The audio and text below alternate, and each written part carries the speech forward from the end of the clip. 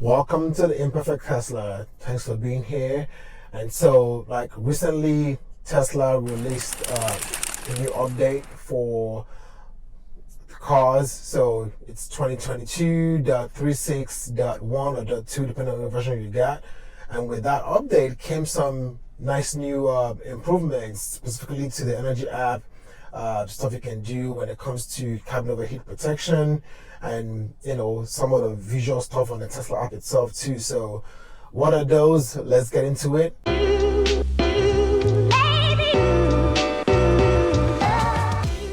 All right. So Tesla's latest update, which is update 2022 36.2 or point 1, came with some new improvements. One to the Energy app. You can see all the details in here. You get to see how much energy you're using while you're driving, while you're parked, and all that good stuff. And so we're gonna see what that looks like. But you also get cabin overheat protection, some updates to the Tesla app, supercharger details that tells you how busy supercharger is at time of day, and then card left open notifications. This I've used a third party app, Tessie, for this, so I'm glad to see that is now available in the Tesla app itself, and of course new language. But the Energy app, I think it's a pretty cool update. Tesla took a page out of the Polestar playbook. I had a Polestar rental a few weeks ago that had this already built into it, but it's nice to see it in the Tesla app now. So what is it about? First, you can see you get all this nice graph here that tells you your energy consumption by miles driven. You can set it either by last charge or, well, I guess it's last charge or current drive, right? So you can see how your energy consumption is. Before, this was all you had, right?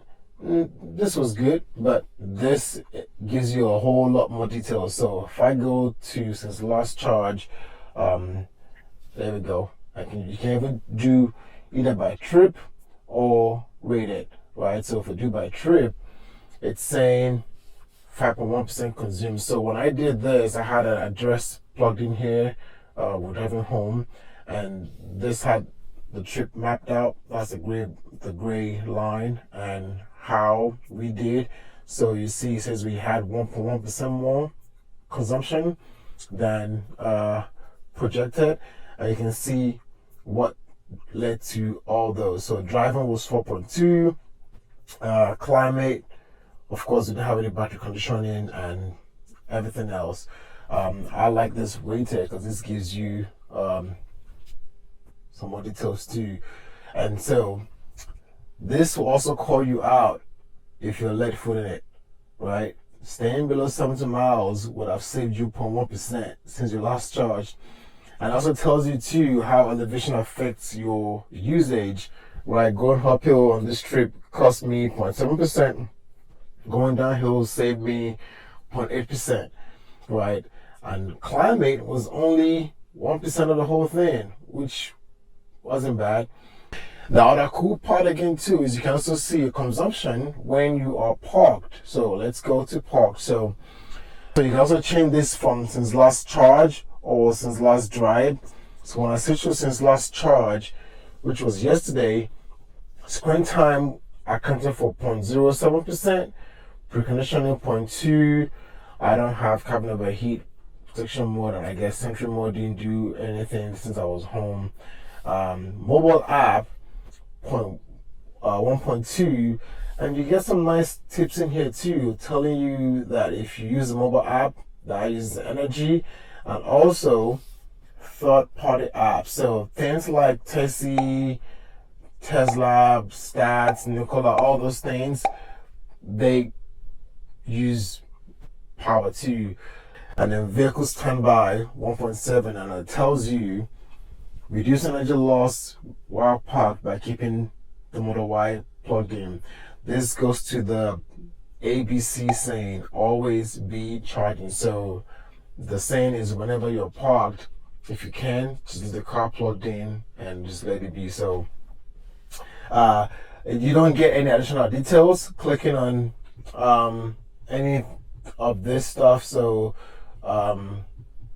it's not that interactive, but again, it's very nice to see that you have details as to what is going towards your consumption. And of course, you can see too where you get some regen charging coming in with the green chart, so with the green lines in there, so we can see this is probably us doing the highway drive, and so there was not much in there. And really nice improvement to see with the energy. And I honestly, I don't think I'll be using this view anymore now that I have this. And for the rest of the other updates, so this one here, you can get to choose options for cabin overheat protection. You have 3 options now for your temperature for when you want that to activate. And Tesla app too. This one too was pretty neat. So if you have a music playing in your car and you pull up the Tesla app, you will see what is playing and what app. So it will tell you if it's Spotify that's playing versus and what song is playing. And of course, you have the same volume skip controls. And also, if you have an address put in the GPS, it also will show you on the map what the navigation that's going on at that particular time. So supercharger details. So you click on the number and you can see it gives you this. I wish you could like zoom in a little bit to get that a little bit bigger, but you can see right now 9 a.m. It doesn't look that busy, and then what else do we have again on the updates? Car left open notification. So I don't know what time it is on that, if it's going to be like open for 5 minutes or something, but again, good to have. And of course, if you live through Lithuania, your language is now supported. So 2022.36.2, great update. Looking forward to what's next. All right, so there you have it. You've gone through the different options you have when it comes to the new updates, and it's nice to see Tesla's, improving some of these things. And that's one of the beauties also of having over-the-air updates, with Tesla's too, is they can push a new update and enable new features in your car, just like that. So hopefully this has helped somebody. If you have the update already, just know what it is, and if you don't have it, it gives you something to look forward to. But if this has been helpful to you, don't forget to like, share, and subscribe. Be on the lookout, and we'll see you next time.